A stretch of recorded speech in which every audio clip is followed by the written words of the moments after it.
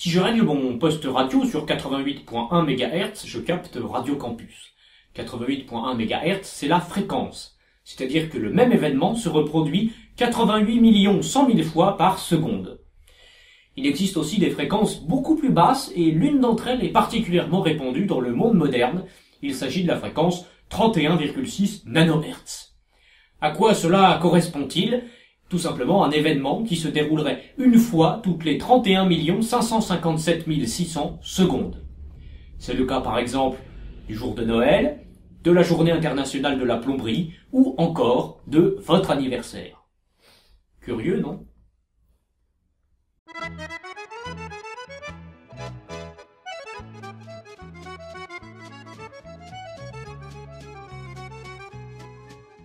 Bonjour, nous arrivons déjà au dernier épisode de ces cours du soir.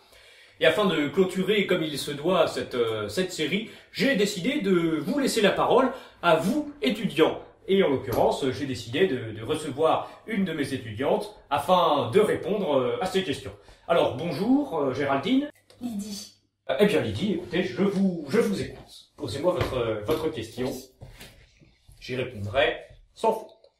Alors, concernant les inégalités de Bien-Aimé de Tchébychev, j'aimerais savoir ce qu'il y a... Alors, c'est votre cours, hein. Oui, oui. Voilà. Donc, vous prenez tous vos cours sur des classeurs avec des feuilles volantes comme ça Oui.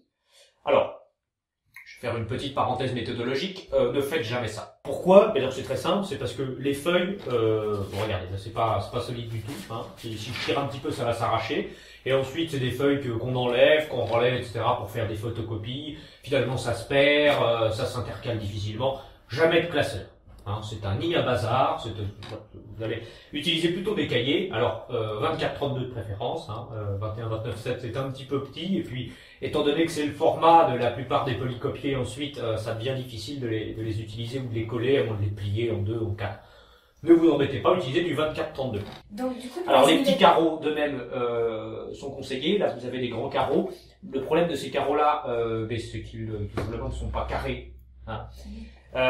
J'utilise des petits carreaux donc de 5 mm sur 5 mm, hein, carrés. Et du coup ça me permet de faire plus aisément des croquis, des graphiques, des choses comme ça, puisqu'on a une unité de mesure alors je me rappelle en plus dans le temps, quand j'étais étudiant en archéologie dans les années 60. En plus, j'avais des cahiers qui avaient une page de petits carreaux et une page de papier blanc, parce que des fois, il fallait faire des croquis de silex. Du thé peut-être ? Non, merci. Non, merci. Des croquis de silex ou encore de tessons de poterie. Hein, donc pour ça, c'était toujours... Bon, selon votre filière, effectivement, juste un cahier simple avec des grands carreaux partout, c'est... Et donc du coup, concernant la variable alors, indépendante... vous écrivez au stylo bic. Oui. Je sais bien que... de notre temps, on ne jure plus que par ces petits instruments. Ça écrit mal. Et alors surtout l'encre en bleu. Il faut écrire au stylo noir. Voilà. Alors je ne compte même plus le nombre d'étudiants qui chaque année ont des migraines ophtalmiques parce qu'ils ont lu du bleu sur fond blanc. Voilà. Il n'y a pas un contraste suffisant. Ça ne permet pas bien de visualiser l'écriture. Bon, voilà, c'est vraiment extrêmement mauvais. Alors que le noir sur fond blanc, vous avez un meilleur contraste et puis le stylo plume finalement vous donne un bien meilleur confort d'écriture. Alors le petit désavantage du stylo plume, vous allez m'objecter, c'est que ça ne souligne pas bien. Alors, deux solutions à ça, hein, soit vous utilisez un petit buvard pour tamponner l'encre excédentaire, soit tout simplement vous soulignez au stylo bic. Hein, pour ça, je veux bien l'autoriser exceptionnellement. Toujours avoir une petite règle en fait dans sa trousse. Hein. Personnellement, voilà, pas plus de 10 cm. Hein, généralement, sauf si bien entendu on fait de la chimie. Auquel cas, on a fréquemment des formules de 20-25 cm de long qui... Enfin bon, on sait comment sont les chimistes. Non, une petite règle, ça permet de souligner. Et alors pour souligner, là effectivement, on peut prendre un stylo à billes. À titre personnel, je me fournis en stylo bille chez Montflanquin. Ils ont un très bon choix de stylos très abordable. Je crois que c'est une boutique qui est toujours située courbe de la Libération. J'avais oublié Alors c'est Monsieur Montflanquin fils qui s'occupe encore de la boutique. Hein. Je crois il est encore parce que le père a pris sa retraite il y a quelques années. Et alors bon, vous verrez, ils ont un très bon choix de stylos, tout stylo. Alors sauf les stylos rouges. Au niveau de l'encre rouge, Montflanquin, ils sont très mauvais. Hein. Oui, Je l'avais déjà fait remarquer au père il y a quelques années. Bon, alors pour les stylos rouges, je vous conseille d'aller chez Mazarus. C'est un petit peu plus cher, hein, mais bon, ça fait pas une grande différence pour un budget étudiant. Par contre, au niveau de la qualité, c'est assez insurpassable. Et c'est un beau rouge, vous voyez, un petit peu comme celui-ci. Un beau. Et donc, concernant les inégalités de bien-aimé de Chebyshev, Oui. pour le dénominateur, est-ce que c'est X ou moins X?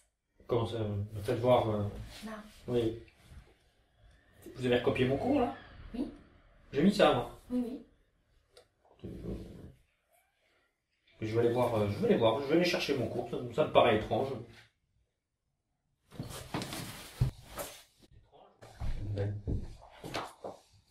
Je débarrasse. Oui. Il y avait un moustique.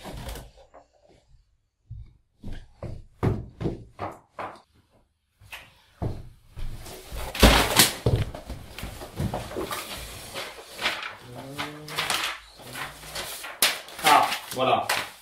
Bien-aimé de Chebyshev. Alors, vous avez quoi, vous?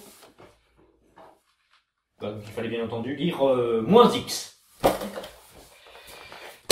C'était le dernier de ces cours du soir, de cette série de cours particuliers que je me suis efforcé de rendre attrayants. Hein. Donc, on remercie Géraldine pour ces questions extrêmement pertinentes. Sur ces dernières paroles, je vous souhaite une bonne chance, de la réussite aux examens. Et puis, nous nous retrouvons très prochainement pour les rattrapages.